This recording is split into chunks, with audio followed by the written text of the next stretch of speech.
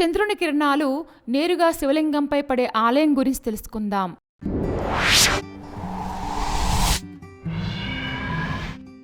చంద్రేశ్వర భూతనాథ్ ఆలయం. ఈ ఆలయం దక్షిణ గోవాలోని మార్గోవుకు సుమారు 14 కిలోమీటర్ల దూరంలో క్యూపెం తాలూకాలోని పరోడా గ్రామంలో ఉన్న చంద్రనాథ్ కొండపైన సముద్ర మట్టానికి 350 మీటర్ల ఎత్తులో ఉంది. గోవాలోని అత్యంత పురాతన శివాలయాల్లో ఈ ఆలయం కూడా ఒకటి. కొండపైకి వెళ్లడానికి ఘాట్ రోడ్ మార్గంతో పాటు కొండ కింది నుంచి దాదాపు 300కు పైగా గ్రనైట్ రాతి మెట్ల మార్గం కూడా ఉంది.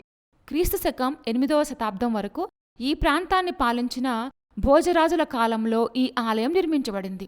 ఈ వంశపు రాజులు చంద్రేశ్వరుణ్ణి తమ కులదైవంగా పూజించేవారు.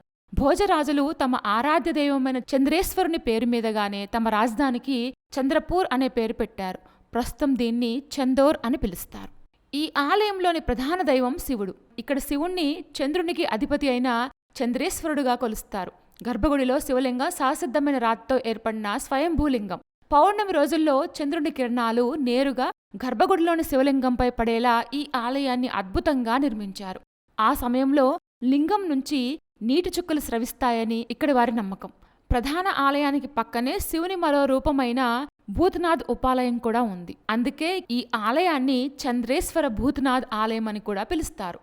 దక్షిణ గోవాలోని శ్రీ చంద్రేశ్వర ఆలయం యొక్క వాస్తుశిల్పం సాంప్రదాయ గోవా నిర్మాణ శైలిలో పోర్చుగీస్ మరియు హిందూ వాస్తుశిల్ప అంశాల మేళవింపుకు ఒక అద్భుతమైన ఉదాహరణ.